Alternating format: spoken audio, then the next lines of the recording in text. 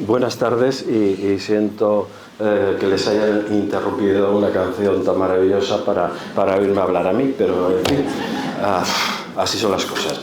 Buenas tardes, insisto, y bienvenidos al Instituto Cervantes.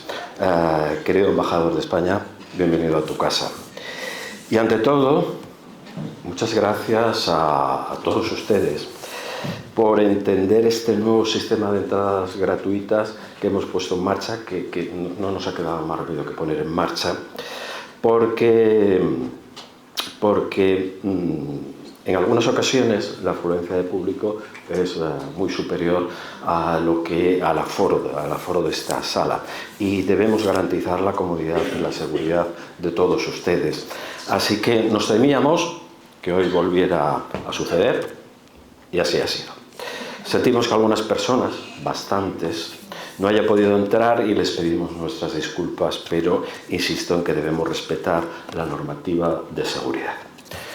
Bueno, y es que hoy tenemos un coloquio muy especial entre dos personas, entre dos mujeres, que todo el mundo conoce muy bien: la escritora Rosa Montero y la actriz Carmen Maura. Rosa Montero está con nosotros desde el pasado miércoles, porque la hemos elegido autora del mes, así que ya ha estado en este auditorio para mantener un coloquio con su editora francesa. Ha inaugurado el ciclo de conferencias magistrales Sorbona Cervantes, que se celebran este año por primera vez. Ha charlado con un grupo de lectores de la Biblioteca Octavio Paz y le hemos grabado un vídeo que podrán ver en YouTube con sus recomendaciones de lectura. Muchas gracias, Rosa, por tu tiempo y tu generosidad. Y por cierto, ayer en la Sorbona se me olvidó algo que debería haber dicho, porque merece la pena, y es que entre los múltiples reconocimientos que tiene Rosa Montero se encuentra el que sea oficial de las artes y las letras de la República Francesa. Y ahora, para cerrar estos 3 días en París, dialogará con Carmen Maura, una parisina a tiempo parcial y una de las mayores actrices de la historia del cine español y europeo. 4 premios Goya, un premio César al cine francés, otro en el Festival de Cannes, varios de la Academia del Cine Europeo, etcétera, etcétera, etcétera. Y todavía en plena actividad, porque si no me equivoco, y creo que no me equivoco, ahora mismo tiene en la cartelera una película y otras 2 muy próximamente. Así que a Rosa y a Carmen les hemos propuesto que hablen de ayer y hoy.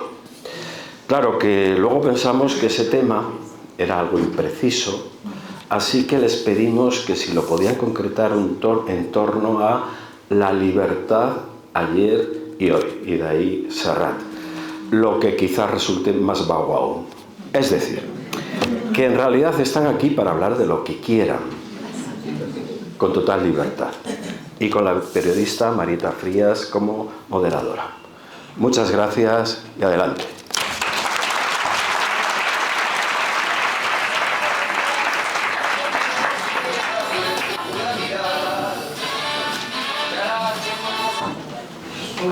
Suenan los versos de Miguel Hernández en la voz de Joan Manuel Serrat, y nos invitan a dialogar libremente con estas 2 mujeres absolutamente extraordinarias, 2 mujeres que han nacido en dictadura y que con su trabajo habéis contribuido muchísimo a ser más libres vosotras y todos los demás. Muchas gracias por eso, Carmen Maura, Rosa Montero. Podemos volver a aplaudir.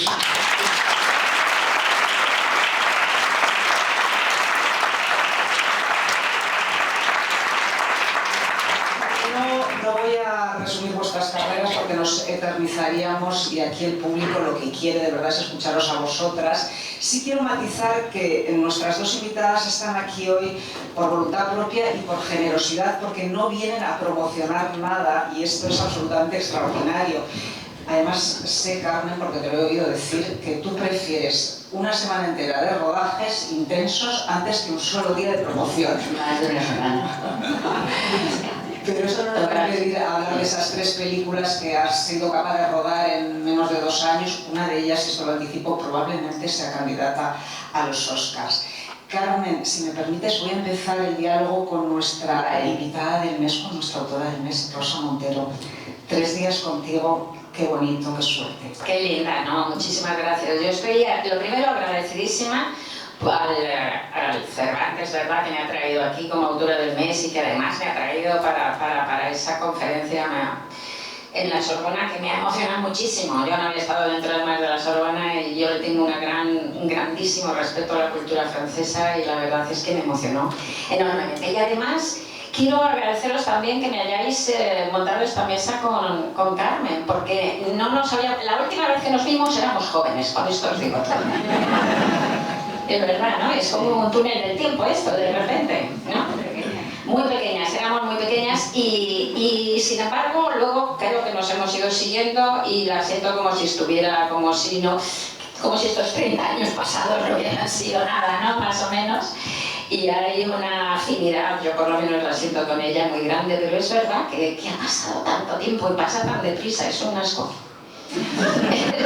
Es un asco lo rápido que se va la vida con lo bella que es, pero bueno. Y la cantidad de cosas que nos da tiempo a hacer y que podemos seguir haciendo, de hecho. Tú has entrevistado a cientos y cientos de personas, personajes, algunos más o menos frecuentables. Dejaste la entrevista en un momento dado para dedicarte a la escritura. ¿Sigues escribiendo en el país? No exactamente así, para tener más tiempo, ¿no? Porque sigo siendo periodista en el sentido de que sigo publicando, haciendo artículos uno a la semana y tal. Y no quiero depender, no se debe depender para vivir, para pagar las cuentas de la escritura creativa. La escritura creativa debe de estar lo más libre posible, ¿no? Ya tiene bastantes deudas y bastante ruido exterior de la presión del mercado, de tu propia vanidad, de tu propia inseguridad, como para encima añadirle tener que pagar pues la comida y la hipoteca, ¿no? Entonces a lo mejor algunos amigos que han hecho el error terrible de dejar sus trabajos para dedicarse a vivir solo de la escritura pues creativa, pues la verdad es que no voy a dar nombres, pero se han hundido, ¿no? Han perdido hasta primero los lectores y luego hasta sus editores, porque claro, esto te obliga a lo mejor a publicar unos libros horribles al año, refritos porque necesitas el adelanto, cada vez menos, en fin, a veces se te mueren libros, ¿no? O pueden pasar mucho tiempo hasta conseguir la versión que quieres, pero si dependes efectivamente de eso para comer, pues a lo mejor publicas un mal libro y eso es imperdonable. Así que no lo he dejado, pero lo he ido haciendo cada vez más pequeñito ese rencor. De hecho, has publicado un montón de libros buenísimos: La hija del caníbal, La loca de la casa, La ridícula idea de no volver a verte. Seguro que muchos de ustedes ya los han leído. Y yo me voy a interesar, porque tenemos que canalizar un poco en torno a la libertad este diálogo, me voy a interesar por el último que has escrito, Animales difíciles, que es el último de una serie de ciencia ficción maravillosa que escribe Rosa. Y en él hay una amenaza que puede censurarnos, que puede acabar con nuestra libertad, quizás que sea peor incluso que una dictadura, que es la inteligencia artificial. ¿Por qué te preocupa tanto, Carmen? Mariela, lo que pasa es que ahí nos metemos primero en un melón tremendo que llevaría demasiado tiempo. Yo quiero que hable Carmen, y luego además es que los voy a dejar hundidos. No, es que es verdad, bueno, a mí me encanta la ciencia, soy de letras, me encanta la ciencia. A pesar de ello, creo que además la división entre letras y ciencias es una ortopedia, y he leído mucho de inteligencia artificial. Entonces, pues aparte es la mayor frontera tecnológica que ha afrontado jamás el ser humano. Nunca ha habido esta revolución de este calibre, ¿no? Es incomparable con nada, ¿no? Y es magia potagia y nos facilita la vida de una manera increíble, y por eso estamos entregados todos de patas, ¿no? Pero tiene muchos riesgos, tiene cosas maravillosas. Hace un mes le pusieron un chip en la médula a un parapléjico y caminó, ¿vale? Pero los riesgos son muy grandes, y ya no voy a hablar de los riesgos de los que se hablan, ¿no? Como que se pierdan trabajos, que terminen escribiendo las novelas la inteligencia artificial, que por cierto yo creo que puede terminar escribiendo como Shakespeare. O sea, esto tiempo al tiempo, ahora desde luego no. Pero hay dos niveles de riesgos, yendo muy deprisa, pues gravísimos, que son el primero la posibilidad de manipulación, que es altísima. Somos como el perro de Pavlov, facilísimos de manipular. Los neurocientíficos más importantes del mundo llevan años pidiendo que se meta dentro de la Carta de Derechos Humanos los neuroderechos, que son tan elementales como derecho a que no se meta nadie en tu cabeza sin verlo y autorizarlo. No se está haciendo nada, no se está legislando nada. Entonces la inteligencia artificial, y que la maneja, y la propia inteligencia artificial puede hacernos sentir, comprar, votar, pensar lo que le dé la gana. Ya está pasando, de hecho, ya está pasando. Aparte de que cada vez que le damos a eso de las cookies que aceptamos, alimentamos toda la inteligencia artificial, ese es un riesgo gravísimo. Y el otro riesgo es la posibilidad de extinción, porque estamos creando un Dios indiferente, que es una superinteligencia para la que vamos a ser como las hormigas son para nosotros, ¿no? ¿Puede una hormiga concebir lo que es el ser humano? No. ¿Puede una hormiga controlar al ser humano? Pues tampoco, ¿no? Entonces esto es un riesgo que a lo mejor a la superinteligencia se llega en 30 años, ¿no? Y es un riesgo que lo dice gente como Geoffrey Hinton, que es el penúltimo premio Nobel de Física, el premio Nobel de Física del 24, ¿no? Que es uno de los padres de la inteligencia artificial y que abandonó Google en el 23 para poder denunciar que la inteligencia artificial podía acabar con nosotros. Así que, una vez hundida la moral del auditorio, quiero decir algo para levantar un poco. Que ese futuro no está todavía, o sea, está ahí, pero que ese futuro es el futuro y que lo podemos cambiar. Y que en otros avances científicos hemos conseguido reglamentar, como por ejemplo en la clonación, se reguló para que no hubiera clonación humana y tal. En otros avances científicos lo hemos conseguido, en este no estamos haciendo nada. ¿Por qué? Porque la capacidad de dinero y de poder que se maneja con la inteligencia artificial es fabulosa, y entonces la gente está obnubilada por la avaricia, ¿no? Pero se puede hacer y se debe hacer y lo tenemos que hacer para controlar esta poderosísima herramienta y que esta poderosísima herramienta no nos destruya. Lo podemos hacer, pero hay que estar al loro. Carmen, a ti no hay inteligencia artificial que te sustituya y además es que estás imparable. No, pero el hecho de que a mí lo de la inteligencia artificial me da un susto enorme y además me hace pensar que qué bien que soy viejecita. Oye, igual que yo. Exactamente igual que yo. Yo pienso, mira, con lo que me gusta la vida, yo digo, sí, pero la que viene no me gusta tanto. O sea, es más fácil morirse, ¿no? O sea, ese nos parecemos. Sí.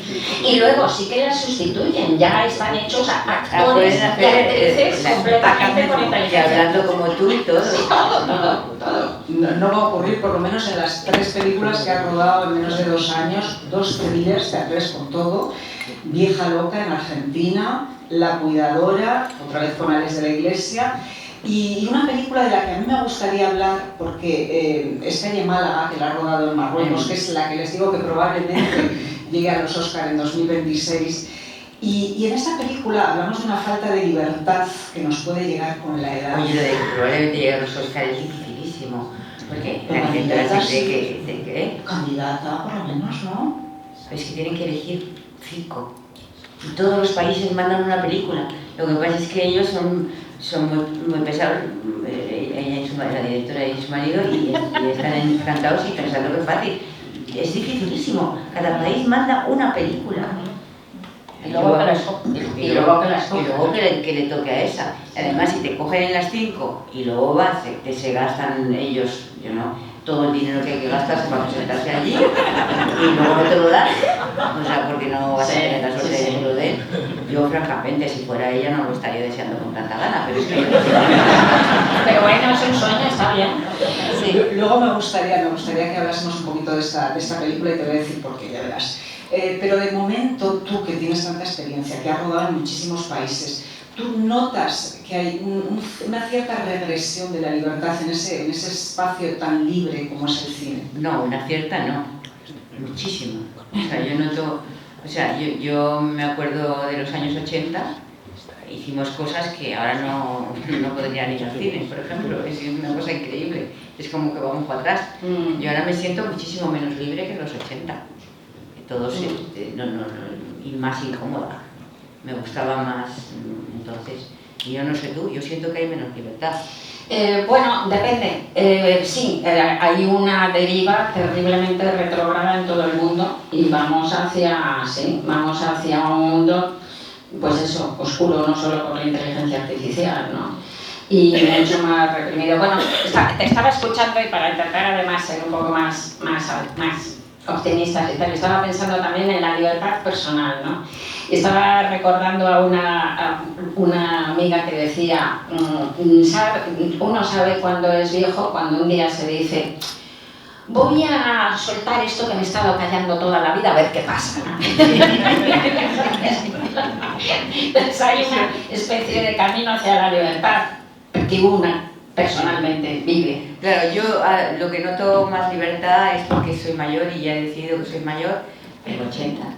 Y entonces no hago más que buscar las ventajas de ser mayor, y una de las ventajas es que digo lo que me da la gana, o sea, y me da igual.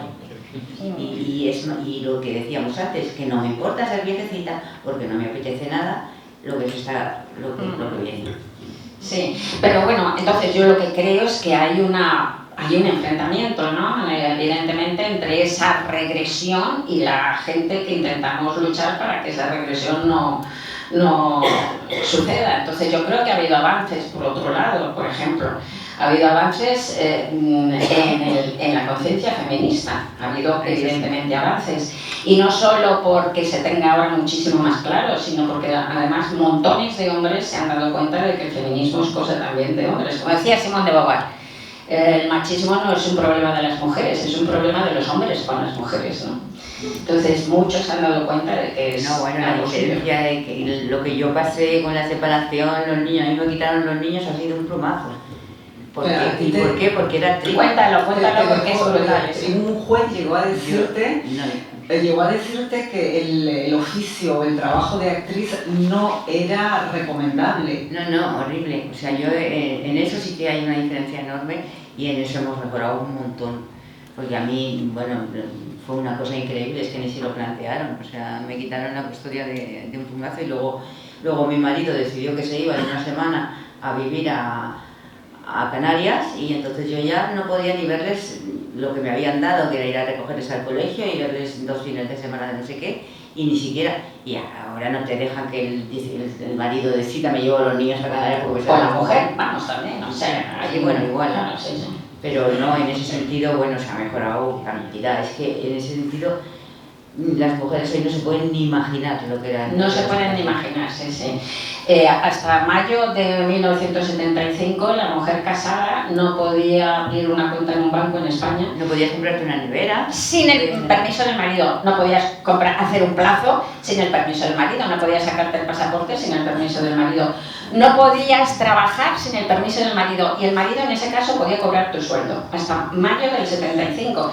¿Qué hizo esto? ¿Qué provocó esto? Pues crear a varias generaciones de españolas antimatrimonio, ¿verdad? Yeah. O sea, no nos casábamos ni locas, ni borrachas, ¿verdad? No, es que yo me casé con 20, pues, claro. No, y que nos llevamos poquitos años, pero justo porque eso. Además me creía que casarte iba a ser más libre. Ya. Pero me confundía, ¿sabes? Pero tú, a ti en tu casa les gustaba que fueras escritora. ¿Qué dices? En mi casa, mira, nada, no. No, hombre, escritora, mis padres, lo que no les gustaba a mi padre, mi padre era banderillero. Yo odio los toros, pero vamos, mi padre me respetaba y yo le respetaba a él, y de hecho aprendí el animalismo, el amor por los animales, como somos tan contradictorios, por mi padre, ¿no? Pero quiero decir que imagínate, ni mi padre ni mi madre habían estudiado más allá de los 10 años, los dos inteligentísimos, amantes de la cultura, pero no había prácticamente libros en mi casa y tal. Encantados de que escribiera, pero lo que no le encantaba a mi padre, que era muy machista, tradicional, era que yo me marché de casa cuando cumplí 21 años el mismo día, porque antes era la mayoría de edad, entonces antes me hubiera mandado mi padre la Guardia Civil, y me marché de casa y no me hablé con mi padre de varios años. Afortunadamente luego se arregló y le adoro, o sea, se murió, pero le adoro, llegamos a ser súper amigos y súper colegas, pero era muy difícil, muy difícil. Claro, yo me casé para irme de casa, pero no me sirvió para nada.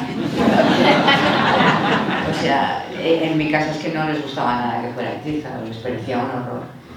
Mi padre me vio a los 16 años hacer una función en el colegio, porque como yo no tenía pinta, yo era morena y más bien rellenita, ¿no?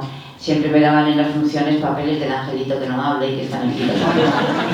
Y entonces en sexto de bachillerato me monté yo una función, que la dirigí yo, me di la protagonista, y la hice con mis amigas, y me salió muy bien, y mi padre vino y me dijo, se acabó tener ningún tipo de contacto con que no sé qué, que tenga que ver con el teatro.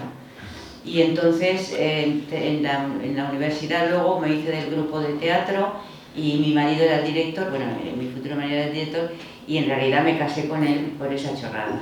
O sea, te casaste con el teatro, equivocadamente, te casaste con el teatro, entonces él, cuando era muy aficionada, pues madre, todo cojonudo, y el día que dije, me quiero dedicar a esto, fue la noche más horrible de mi vida. Me dijo de todo, eres muy vieja, porque yo esto se lo dije con 24. Eres muy vieja, no vas a conseguir nada, te vas a tirar debajo de un camión. Recuerdo frases, fue una noche horrorosa. Y era que cuando éramos del TEU y eso, muy simpático y muy bien. Y cuando dije quiero dedicarme a esto, vamos, fue horroroso, horroroso. Y de ahí ya... Y luego, pues tontamente, porque me llevó a cenar y pedí unos... Bueno, que me gustaban mucho los mariscos, y con pleno marisco me dijo, ¿pero tú estás enamorada? Y dije yo, no, soy absolutamente tonta. Y me dijo, bueno, pues entonces tenemos que separar. Entonces me ofreció que iba a ser todo muy fácil, que cada niño tenía un piso y los niños iban de un lado para otro. Y cuando tenía ya el piso arreglado para que vinieran los niños, lo que me llamó a la puerta, abrí la puerta y era un guardia civil, con una demanda de divorcio así, de separación. De separación, que sí. no había divorcio. No había divorcio, no. Y ahí se me insultaba de todo, se me llamaba de todo, llevo testigos falsos, amigos suyos que decían que habían peleado conmigo, estaban en lo que y íbamos, es que hasta el aguao mío me parece. Y la solución era que me fuera a vivir en casa de mis padres, y mis padres no querían que yo fuera a vivir a su casa, entre otras cosas. Y yo no me quería ir a vivir a casa de mis padres. Entonces fue mi lucha de la separación y el divorcio fue hasta que ya luché 12 años por los niños, y cuando a los 12 años pensé voy a agotar, voy a acabar, me voy a morir, ya no aguanto más, y entonces dejé de luchar y él se calmó un poco y ya se arregló un poco. Pero vamos, los pasé putas, que eso ahora no te pasaría ni muchísimo menos. Totalmente, yo me acuerdo, la entrevisté todavía, pues eso, pues llevaría 12 años, justo cuando estabas ahí empezando ya. Y era una llaga viva, tú eras una llaga viva, lo ocultabas porque ella es una actriz formidable, maravillosa, y entonces es capaz hasta de ocultar ese dolor, pero se veía. Lo que pasa es que amo tanto mi trabajo porque para mí fue una salvación absoluta, es decir, yo me habría vuelto nunca. Y esto me gustaba tanto y encima se me daba muy bien porque se me daba bien desde pequeña y disfrutaba muchísimo, y luego empecé a encontrar gentes que no tenían nada que ver, que eran más libres, yo qué sé, me ayudó muchísimo ser actriz, muchísimo. Yo me habría vuelto loca. Claro, además es que tú has tenido, estaba pensando cuando estabas hablando, que has tenido la mala suerte de que venías de una familia bien, y eso era un entorno mucho más difícil de romper que el mío, mucho más difícil, sí. Era una familia donde, bueno, me vino una tía a decirme que me cambiara el apellido. ¿Por qué? Es que si te dan un papel de criada, luego pues que la protagonista, no lo recordaré toda mi vida. ¡Qué barbaridad! Ser actriz era una cosa horrible. Y bueno, o sea, cuando me pusieron la demanda, que era gordísima, muchas de las cosas era que ponían críticas que habían dicho que tal y que cual, pero si yo no hacía nada, si no sabíamos ni enseñábamos nada ni nada. Nada. Cuando vino la liberación del porno, te daban más y enseñaban las tetas. que pagaban 100 pesetas más. ¿Cuánto?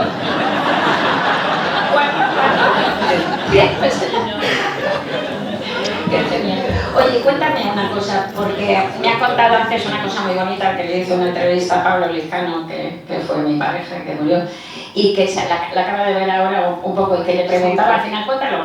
No, es que me han hecho ahora muchas entrevistas con las promociones y tal, y entonces en un programa de tele pues empezaron a sacar entrevistas antiguas, ¿no?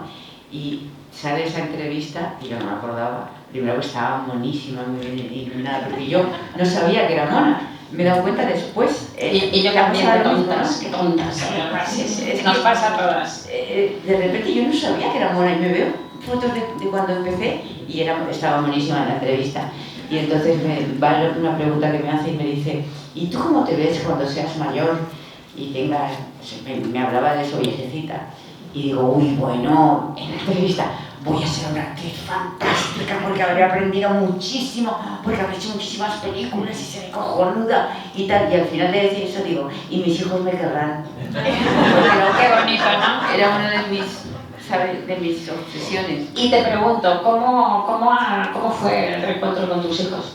El reencuentro fue con él, siempre tuvimos una pequeña relación porque él siempre estuvo, vamos, le escribía cartas y las escondía debajo de un ladrillo, no sé qué, y de vez en cuando nos hablábamos alguna vez, pero muy poco porque era muy pequeño. Y con la mayor, no, la mayor se puso completamente al lado de mi marido y tal. Y un día estaba en el teatro y tac, tac, Carmen, hay aquí una niña que te quiere ver. Y era ella. Y pasé un rato sin reconocer, o sea, no mucho, pero es que desde los 13 no lo había visto y me vino con 20. Y entonces yo salí con ella, yo como ya estaba en otro plan, le conté la historia de una manera simpática y tal, no le eché tal, y porque me dijo, quiero que me cuentes tu versión. Y claro, yo mi versión real no se la podía contar, pero nada, no, y entonces volvimos. Y entonces a partir de ese momento yo fui la mamá que solucionaba cuando tenían cualquier problema, porque con su padre no se llevaban bien. Claro, porque ellos empezaron a ver, fíjate que él, bueno, luego por mi hijo me he enterado que a mí me acusó de todo lo que se puede acusar, porque cada persona que subía a mi casa es que me la había tirado, y luego él creo que llevó una vida de no sé cuántas mujeres, no sé cuántos matrimonios, eso todo luego me lo ha contado mi hijo, porque yo no me había enterado, digo, se ve sinvergüenza. O sea, madre mía, el amor hermoso, o sea, la vida que llevaba el tío. Y a mí poniéndome testigos, luego además tenía un hermano cura, que eso funcionaba mucho. Él era... No, de poderlo, que os he dicho antes. Él era de cursillistas de cristiandad, que era una cosa que funcionaba. Claro, todo eso llegado frente a una actriz que hacía de teatro, pues yo iba fatal, claro. Pero bueno, luego se arreglaron las cosas, ya los tengo todo el rato. O sea, cualquier problema que tienen. ¿Y tienes nietos? Tengo una nieta. Una nieta... ¿De él o de ella? De ella. Ella no ha querido tener hijos, pero es una nieta que a veces estoy con ella, que tengo mucho cariño y la doy mucha bola y ella me pide, vamos, se me presenta en casa mucho a dormir porque su padre vive en Miraflores y quiere ser periodista. Empezó con lenguas clásicas porque le encantaba el latín y el griego, y le vino muy bien porque luego se ha metido a periodismo y ha llegado a periodismo habiendo leído mucho, habiendo escrito mucho, y está flipada con la radio. Entonces está en la facultad y se metió en la radio desde el primer momento y le encanta. Y ahora está haciendo el Erasmus. Pero la miro y me da una dentera todo lo que le... O sea, no le digo nada, ni me meto en nada, pero pienso, o sea... Y tienen otra mentalidad completamente distinta. Ella coge el teléfono y es a una velocidad increíble. Tiene otro... A mí me gustaría, yo sé, entrevistas muchísimo mejor que no, yo. que me dices, por favor. Me encanta dejarte. Para mí es un placer, porque además saben ustedes que las entrevistas de Rosa Montero se estudian en la universidad porque hay una forma de hacer entrevistas, ya lo han visto. Pero yo querría encauzaros un poquito, puesto que acabamos de ver de dónde venís, lo que habéis sufrido, Carmen, lo que habéis luchado por la libertad de las mujeres. Vosotras erais feministas, ¿y cómo veis el feminismo actual? Bueno, a mí a veces me cabreo porque parece que es que no estábamos, o sea, porque hay un montón que sufrimos eso y que bueno, nos rebelamos y al final hicimos nuestras carreras. Y a veces, hay veces que oigo hablar y parece que esto lo acaban de inventar. Y no, hay mucha gente que empezó a luchar hace mucho tiempo y sobre todo mucha gente que lo hemos vivido, lo que era. Entonces a veces me cabrea un poco alguno de los discursos, pero vamos, realmente hemos hecho muchísimos avances y está muy bien, pero habría que pensar que ya habíamos hecho muchas cosas, las que nos rebelamos sin apoyo de nada. Bueno, es que el feminismo, por fortuna, no es una ideología, es decir, no es un sistema cerrado, que suelen ser todos dogmáticos y tal, sino que es un movimiento cultural y social gigante, uno de los más grandes que ha experimentado la humanidad en los últimos tiempos, que está cambiando en muy poco tiempo, en 4 o 5 generaciones, una sociedad desde la base, una situación social, una estructura social profundísima que ha durado, yo qué sé, milenios, ¿no?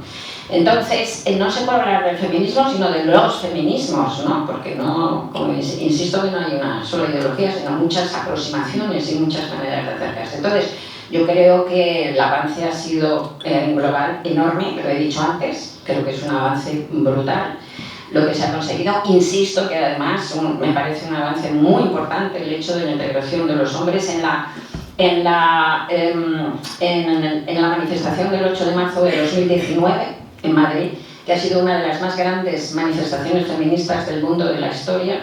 La policía dijo que fuimos 370.000 personas, yo creo que fuimos incluso más.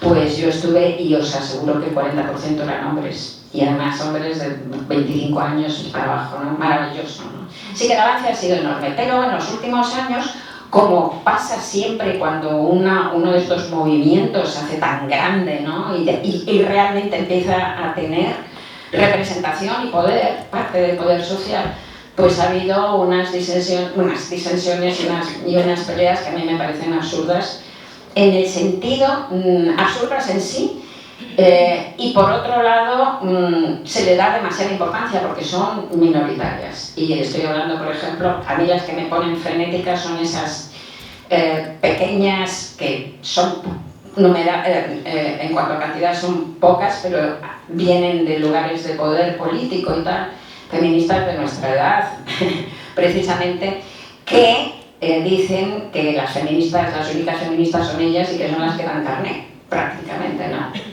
Y que son las que atacan con toda radicalidad a la transexualidad, por ejemplo, que están diciendo cosas como que la mujer se define como mujer porque pare, porque tiene hijos, por Dios, con todo lo que hemos luchado, ¿no? Entonces, yo no quiero, además, estamos en España teniendo muchos problemas en las últimas convocatorias porque no quieren, y ellas son una convocatoria súper minoritaria, vuelvo a repetir, pero yo no quiero que no se las considere feministas, son uno de los feminismos con las que discutiré, pero es que ellas dan carné, o sea, para ellas solo existen ellas, ¿no? Normal que otros movimientos hay en el mundo que no tengan disensiones, pero a las feministas se nos dice estos, hombres, como si eso nos quitara legitimidad, ¿no? Y luego ocurren cosas. Porque yo siempre he pensado que las chicas somos más listas, eso no... y más completas, etcétera, etcétera.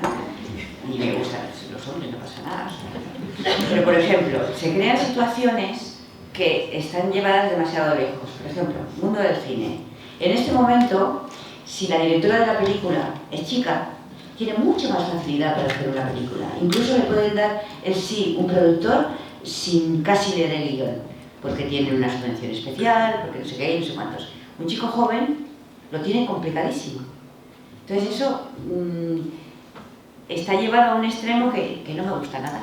Puede ser, pero yo no sé en el terreno del cine, pero eso se dice, por ejemplo, de la literatura.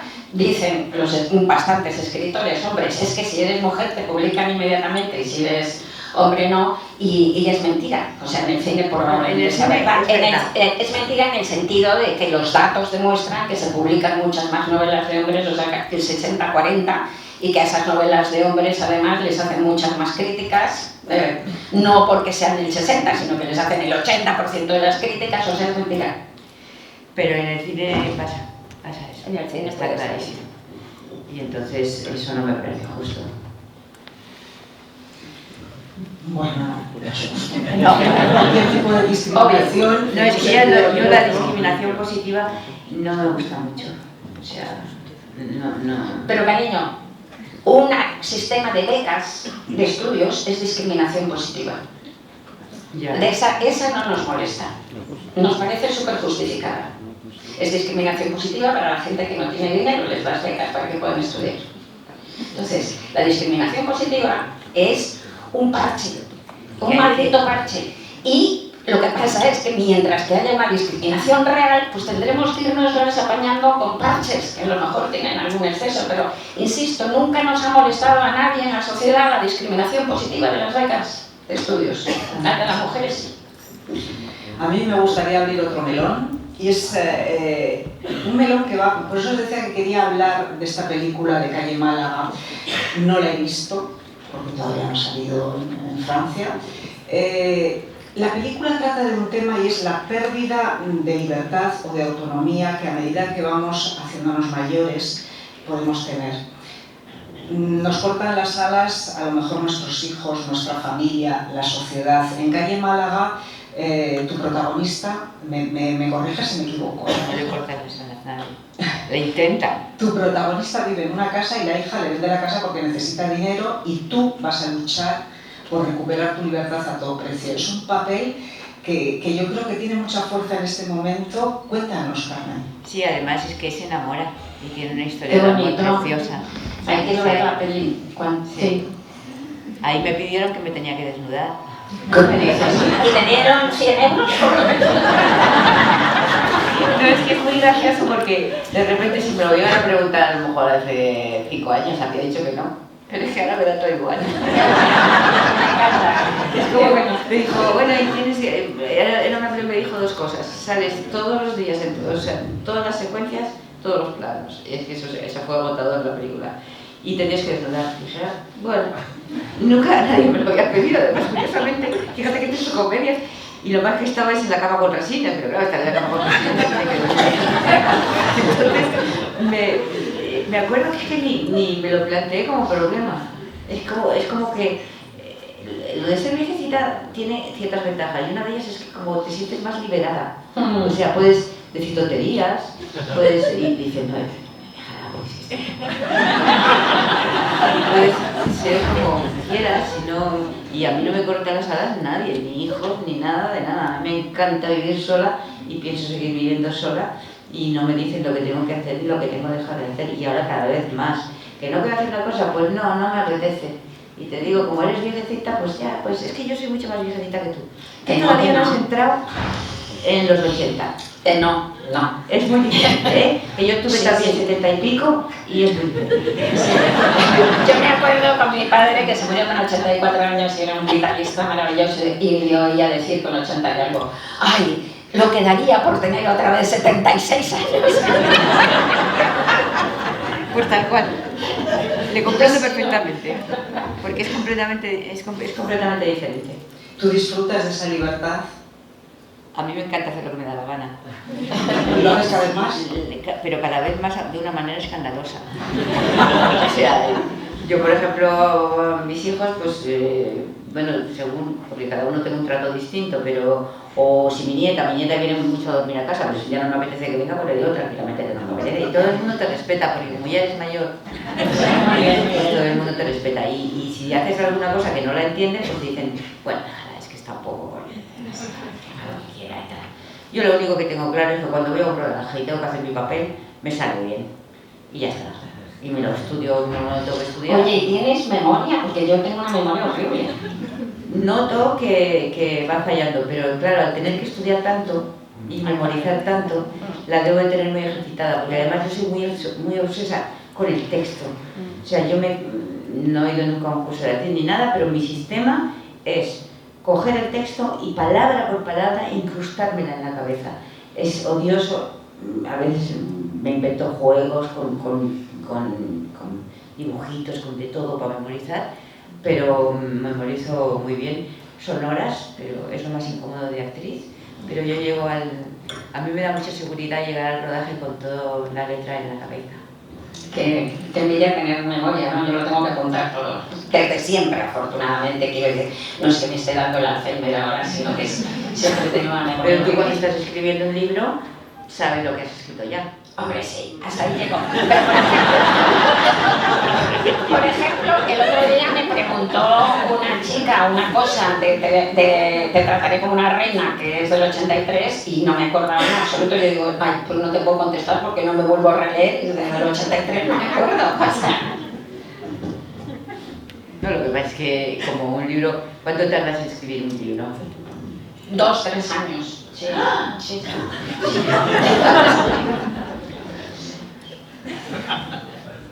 ¿Cuánto tiempo has tardado tú, Carmen, como máximo en rodar una película? ¿Cuál es el máximo? La película más larga que has rodado. Pues a lo mejor he estado 3 meses o una cosa así. 3 años. Sí, sí. Hombre, aparte de eso vives, haces otras cosas, ¿no? Pero sí, sí. Llevan Ah, mucho pues tiempo. está bien eso que has explicado de que seguir haciendo periodismo y otras cosas. O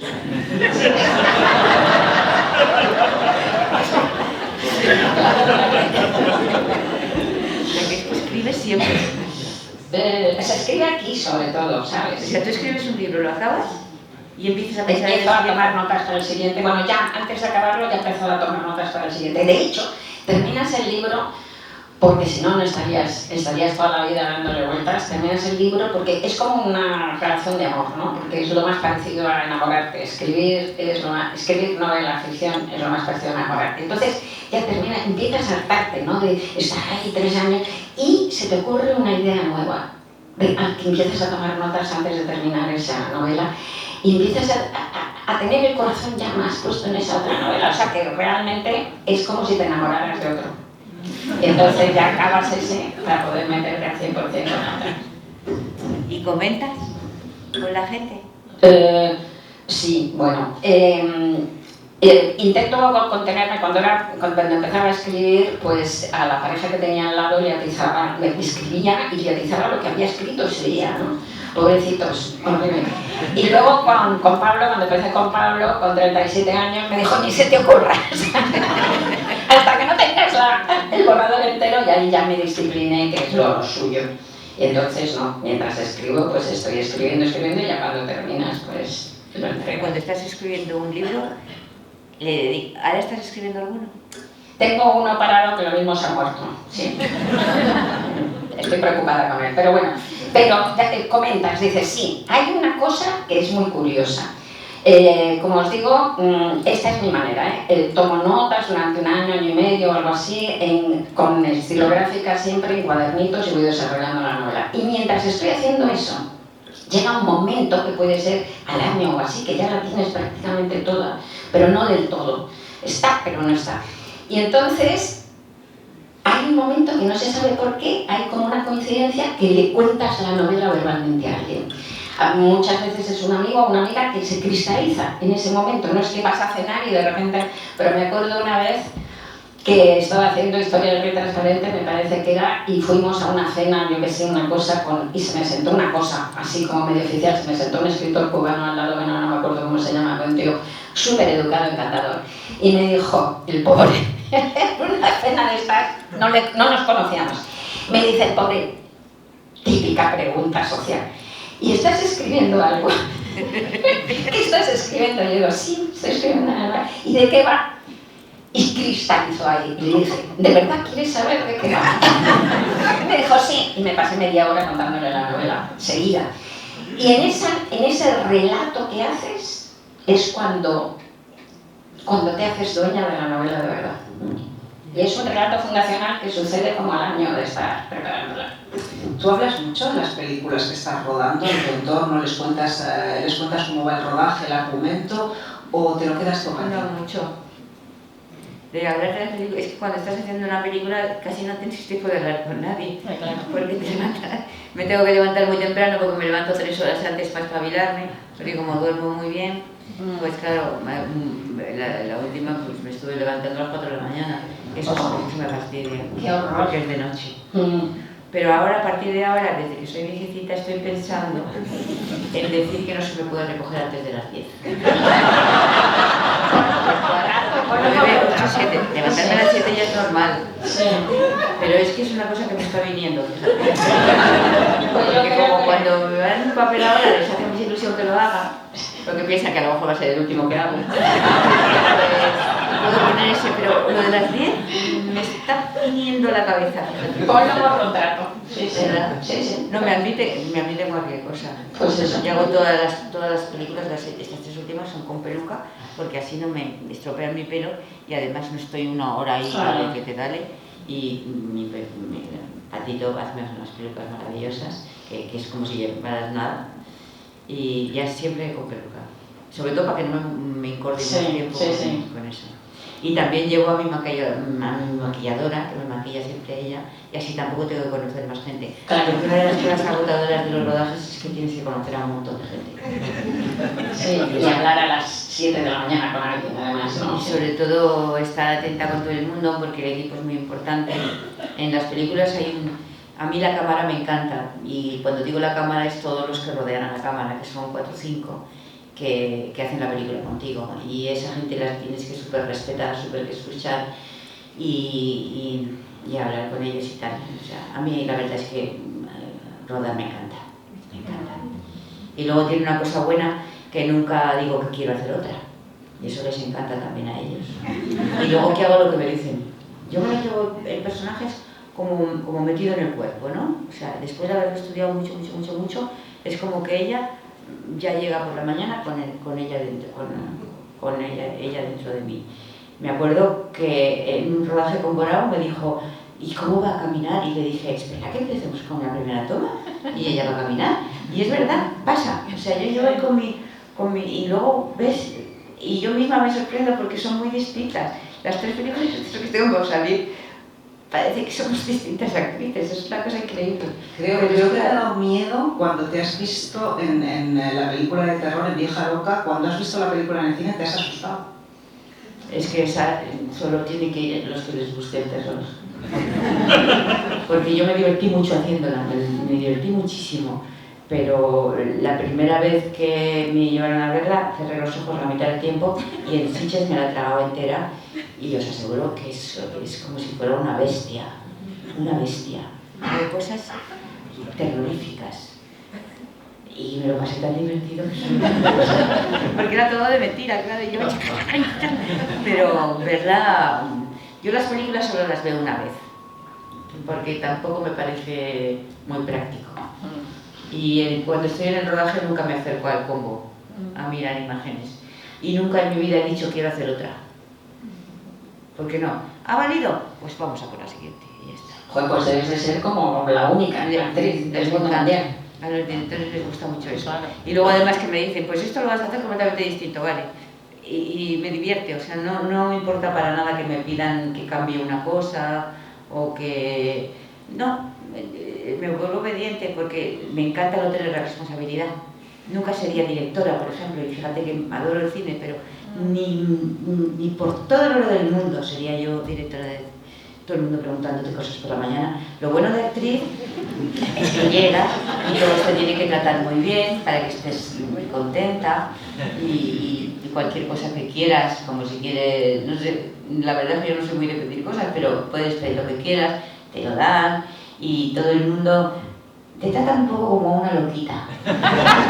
Y cuando eres mayor todavía más. Oye, ¿y ha habido algún rodaje que no lo hayas, porque dices, me encantan los rodajes, me encanta rodar, alguno a que lo hayas pasado mal? Sí, cuando de repente me he encontrado con un director que me he confundido y era completamente nulo. He pasado mal algunas veces fuera de aquí. Y la última vez que lo he pasado un poquito mal, pero no sé si conviene decirlo antes de que no lo digas, Somos nombres. Sin nombres. Sí, pero que no se no, es que el problema que he tenido con la que he hecho en Tanger, la que se llama Calle Madre. Una película que está gustando muchísimo a la gente. Me han hecho unas críticas cojonudas y está gustando muchísimo. Pero lo que he llevado mal es que ella me hacía repetir las cosas 12 veces. Entonces eso lo llevo mal. Inseguridad de ella, seguramente. No lo sé, pero quería. Y ahora, muy bien, pero hazlo otra vez, y otra vez. Y eso yo, es la primera vez que me pasa. Y ahí he pasado un poco de angustia. Menos mal que estaba mi maquilladora conmigo, que es muy amiga, y nos reíamos un poco y tal. Y luego hay otra cosa maravillosa, que es que he conocido a Tánger de verdad. Y es increíble que haya tan poca gente que haya ido a Tánger con lo fácil que es. Es un sitio maravilloso, la gente es cojonuda, son simpáticos. Aunque no hablaban en el rodaje, no hablaban los chicos, los técnicos, ni el francés ni español, entendían todo, eran súper educados. A mí me ha encantado, Me ha encantado y además creo que la película va a hacer mucho bien para que haya gente que vaya a visitar Tánger. Sí, se pasa genial, hay un ambiente estupendo, tienen unas tiendecitas todas muy bien colocadito todo, con todas las escrituras, y a quien le guste cocinar aquello es maravilloso, porque tiene una cantidad de esencias y todo y tal. Entonces yo creo que esa película va a hacer que muchos españoles se decidan a hacer la visita a Tánger. Pero eso sí, y además estaba muy bien tratada, me pusieron en un piso cojonudo. La casa de ella, de mi personaje, estaba a 3 minutos andando de donde yo vivía. O sea, eso era... Que bueno, otra cosa meter en contrato. Que sea no, ya pido estar súper instalada bien, no me gusta ir a vivir a un hotel, necesito que sea una casa, porque los hoteles es que no me gustan, aunque sean los mejores hoteles del mundo, porque tienes que dejar la habitación arreglada cuando te vas. Porque además es que como eres conocida, pues entonces lo que queremos más. Entonces yo cuando me voy de la casa, cuando estoy en un apartamento, lo dejo como me da la gana, y cuando vuelvo ordeno lo que me da la gana, etcétera, etcétera. Y cuando estoy en un hotel, pues tengo que recoger un poco. Claro, no había pensado en eso, pero sí. Si no, eres una buena. Se lo dicen a los vecinos, a la madre, a la tía, a la gente como era así, pues ya sabes, no sabe cómo dejar la habitación. Puede pasar eso también. A mí mucho menos porque la popularidad es muy distinta, ¿no? Pero me estabas dejando un poco acojonada. Me estáis dejando una brecha para entrar. Vosotras dos sois francófonas y francófilas, es decir, os gusta Francia, habláis muy bien el francés. No, yo no. Por desgracia. No quieres, pero entiendes y hablas. Y yo quiero saber dos cosas. Primero, ¿os sentís más libres siendo personajes? Tú dices que no eres conocida, pero sí eres bastante conocida también. Carmen, tú has rodado en Francia, no solo has rodado, sino que has hecho obras de teatro en francés. Sí, pero aquí no me paran por la calle tan fácilmente. Esa es la cuestión. Pero yo lo que pasa es que cuando me llegó la popularidad que me llegó de golpe con el programa ese de televisión, sí. Eso fue en 24 horas, que creo que es una cosa para volverse loca, que llegue la popularidad de esa manera. Me hice mi lista, que yo hago unas listas de ventajas, inconvenientes, como cuando pierdo una maleta en el avión, siempre hago listas de lo que puedo volver a comprar, lo que puedo, ¿no? Y en ventajas e inconvenientes pensé, esto te tienes que acostumbrar, porque si no vas de culo. Entonces, dejé de ir a sitios donde iba mucha gente, a estrenos que no son los míos, a tal, nunca ir con una pareja a un restaurante no sé qué, y luego aprendí a hablar con la gente de la calle. Entonces a mí cuando en Madrid me para alguien, hablo con ellos. Entonces la ventaja que tengo es que me entero de todo. Por ejemplo, de qué opinan del país, de que si la última película ha gustado o no ha gustado, si no sé qué, porque inmediatamente me dicen, ¡ay, de la misma hora! ¿Y vives por aquí? Digo, sí, ¿tú también vives por aquí? ¡Ay, tu perro! ¿Cómo es? No sé qué, ¿y tienes hijos? ¿Y a dónde van? ¿Y qué estudian? Y entonces cojo una culturilla. Es como encuestas galupes. Hablo con la gente y entonces, bueno, pero aquí no he tenido que hablar con nadie, no es que no, si yo cuando voy de normal no tengo ninguna pinta de actriz, eso es una ventaja que tengo. Yo no parezco actriz. El problema además, como decías, cuando el bombazo de la tele es que la popularidad de la televisión y de la imagen, lo estábamos comentando antes, es tremenda, claro, porque la gente es muy invasora, ¿no? Y entonces solo había dos teles, solo había la de los documentales y la 1. Entonces teníamos 11 millones cada vez que poníamos. Total. Yo eso lo viví con Pablo, que también tenía esa popularidad y era espantosa, mientras que la gente que te reconoce porque te lee es súper, súper, súper cuidadosa y respetuosa, ¿no? Sí, sois más sagrados. No, más sagrados no, que no te dan, es que yo he visto como la gente de la tele se creen que le poseían a Pablo, por ejemplo, o sea, que era suyo, o sea, que estaba obligado a responderles, ¿no? O sea, yo el primer mes de popularidad lloré muchísimo, no lo soportaba, me parecía un horror, pero empecé a hacerme mis listas y ahora lo llevo bien. Y con la gente soy simpática. Sí, de todas maneras esto tiene, porque claro, yo vivo afortunadamente como si no me conociera nadie, pero tiene sus bemoles, como por ejemplo, Bueno, la gente es maravillosa y me emociona y me encanta, pero quiero decir, las cosas raras que te pasan con esto es estar comiendo, por ejemplo, con alguien y contando cosas muy íntimas en los restaurantes, y cuando termina la mesa de al lado se levantan y terminan y dicen, bueno, es que tengo mucho público, empiezas a hacer la moviola diciendo, ¿qué he dicho? ¿Qué he dicho? Y tengo otra anécdota genial, porque pues yo, si creo que alguien está haciendo una injusticia, me pongo muy farruca, ¿no? Entonces había en unos cine estudios de estos pequeños en Madrid, había una cola para entrar y yo estaba en la cola y bueno, no sabíamos si íbamos a llegar o no. Y de repente se cuela una tía con todo el morro delante, ¿no? Entonces yo pensé, ¿pero qué es esto? ¿Qué estás colando? ¿Qué estás colando? Se vuelve a la tía y dice, ¡anda, Rosa Montero! Y me cayó. Y se coló. Porque claro, te deja como desnuda, te sientes como desnuda, pierdes la naturalidad. Y ahora me ve aquí vociferando, claro. Pero yo tenía la razón de vociferar, pero aún así me cayó. Ah, no te puedes enfadar en una cola ni nada, eso sí. No te puedes enfadar en ninguna cosa. Y bueno, yo cuando hacía la tele tenía una discusión continua, pues que yo trabajaba con guionistas. Y entonces en esa época los guionistas cobraban fatal. No sé si tú fuiste guionista o no. No. Pero era una cosa que no eran nada respetados y a mí me parecían importantísimos. Porque, entonces el guión, el programa lo hacía todo con un guión de 30 páginas que me daban el día anterior. Era terrible, porque claro. Y un día en una carnicería acabé peleándome con el carnicero. Eso, digo, porque yo trabajo con guiones, pero yo en esa época además ni leía el periódico todos los días. Y de repente iba de lista, porque claro, teníamos guionistas especializados en fútbol, en política, y yo soltaba mis preguntitas y muchas veces ni sabía la intensidad que tenían las preguntas. Y entonces un día un carnicero se puso furioso, como que yo me voy a creer que no sé qué, tú te lo inventas porque no sé qué, no sé cuántos, y salimos discutiendo. Y otro día con un periodista que me hizo lo mismo, que venga ya, tú lo inventas, no sé cuántos, cogí el guión del día anterior, se lo puse delante y lo empecé a recitar. Así me da cuenta. Porque yo no quería que me hicieran, yo trabajaba genial con lo que me decía que tenía que decir y ya está. Y bueno, menos mal, porque si no, imagínate tú, con la gente que iba allí, pues le puse el guión así y se lo solté. A la mitad del guión ya estaba alto y me dejó.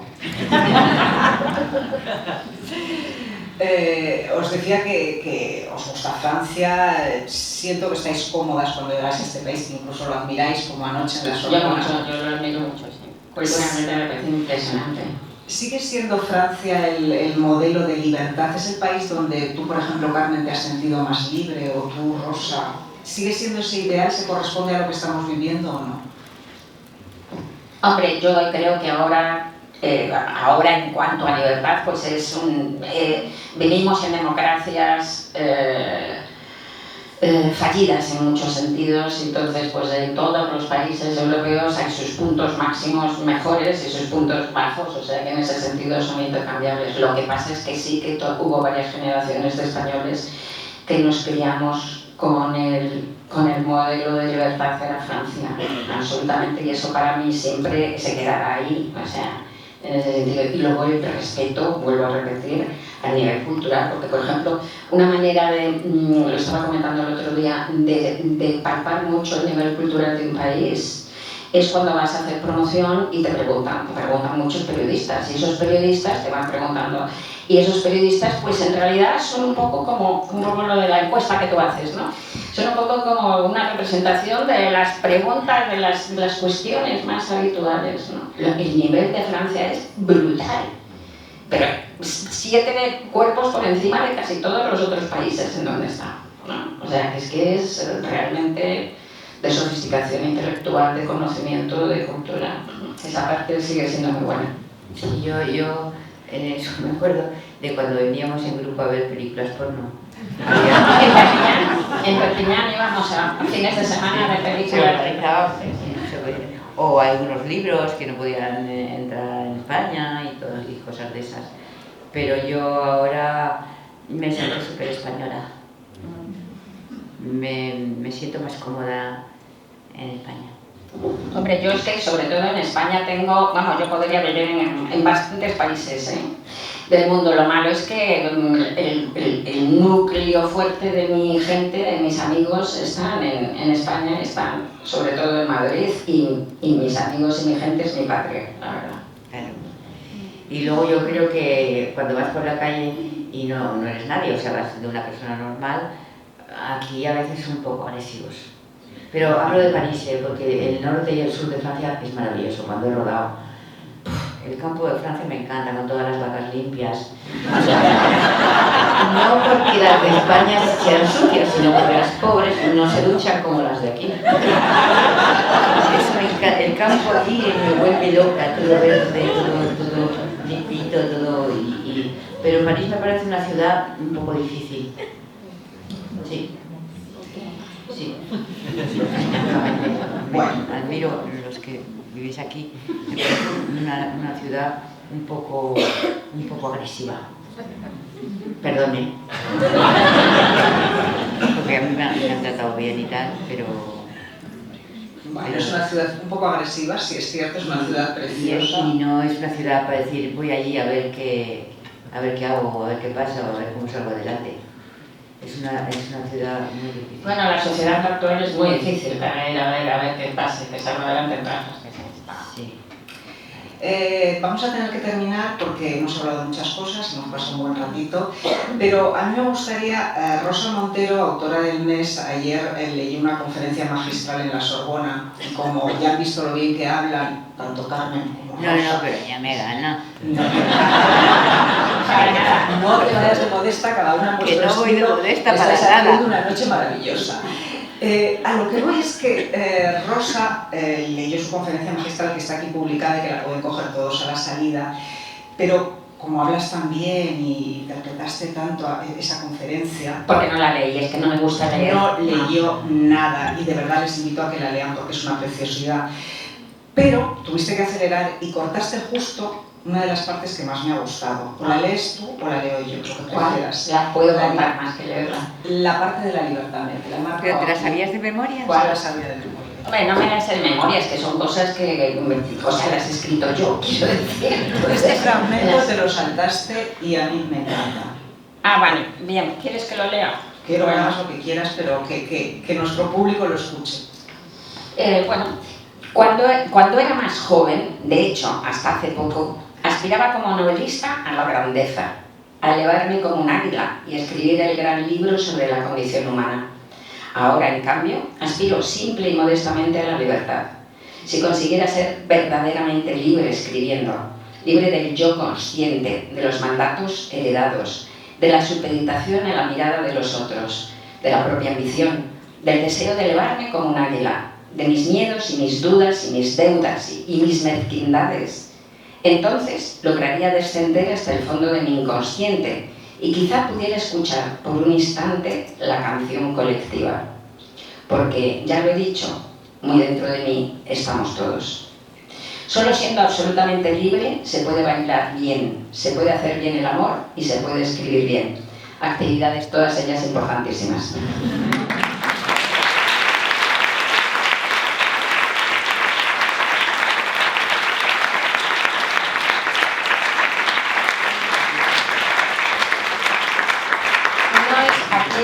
He dicho muy entre mí porque estaba en el texto, estamos todos, pero es muy dentro de cada uno de nosotros, estamos todos. Que antes lo decía así en la conferencia, que si no parece que yo soy el orbe, ¿no? Antes de pasar a tomar una copita cuando acabe este acto, tenemos derecho a hacer un par de preguntas por parte del público, si estáis de acuerdo, Carmen, Rosa. Sí, perfecto. ¿Hay alguien que quiere preguntarles algo a nuestras invitadas? Hay una mano ahí.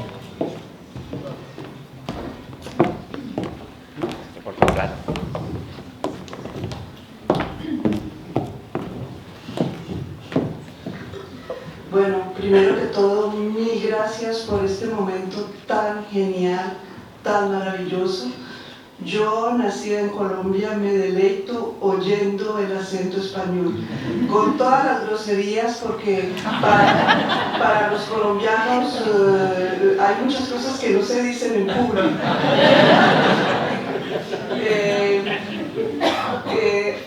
Yo quería decirle a Carmen si el hecho de haberse sentido más libre en los años 80 no tiene que ver con el paso tan enorme que fue pasar de la dictadura a la democracia, y ese momento de los años 80 que fue la movida en que era un destape impresionante. No sé si tenga que ver con eso. Es que no entiendo muy bien la pregunta. Que si tiene que ver el que te sintieras más libre con el paso de la dictadura. Ya, bueno, eso fue un momento maravilloso y que los que lo vivimos fue muy emocionante cuando de repente se pusieron todos de acuerdo en el pispás. Bueno, pasamos con muchísimo miedo, debo decir, ¿eh? Se pasaba un miedo del momento. ¿Te acuerdas aquellos momentos de la televisión y de la radio todo el rato con la música esa de chon, tachón, y la gente pasando por la tumba, pasando por la tumba? O sea, ah, bueno, sí, no, pero yo no hablaba ya, esa era la muerte de Franco. No, yo hablaba de la transición, o sea, los años de la transición pasamos mucho miedo. He sacado un libro que se llama Cuentos Verdaderos, que recojo crónicas que publiqué en El País del 78 al 88. Y de verdad se nos olvida el pasado, se nos olvida el pasado. De repente te encuentras ahí con un país que, claro, empecé a recordar y dices, madre del amor hermoso, no estaba desarrollado los derechos de nadie.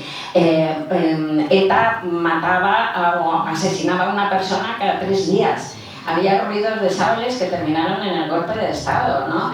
Oye, una epidemia de heroína que estaba todo lleno de agujas. De mis amigos se murieron el 70%, era espeluznante, ¿no? Y eso creaba una inseguridad en las calles, además, brutal. Nos amenazaban todos los días a los medios con bombas. Todos los días, nos sacaban del periódico, de las radios, todos los días. Y un día que en El País no nos avisaron, pues nos estalló una bomba, mataron a un empleado de 19 años y destriparon a otros 2. O sea, que gravemente mutilados y así todo.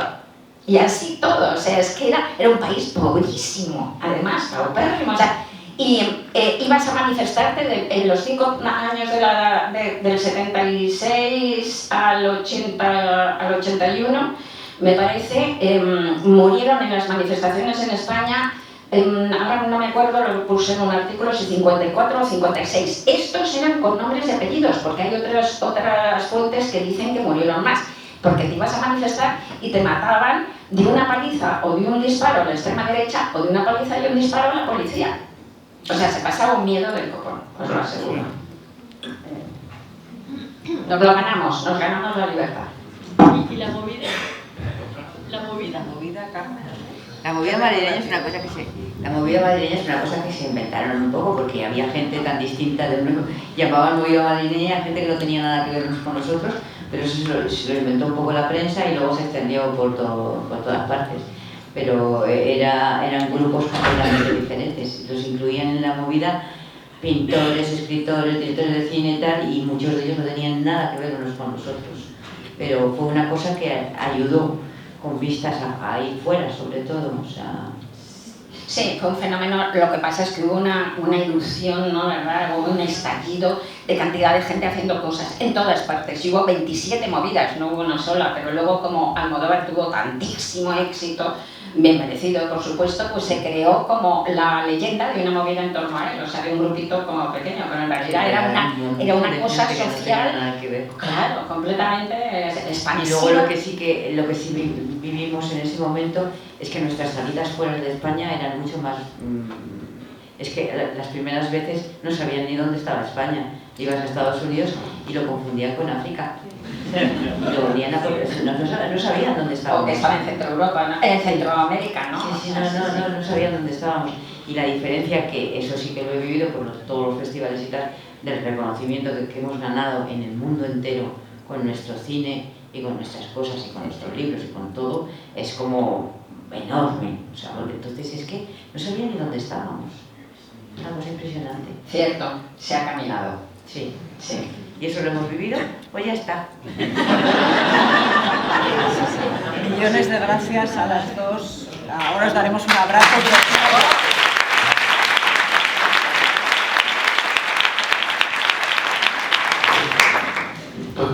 Sí. Hola. Quería preguntar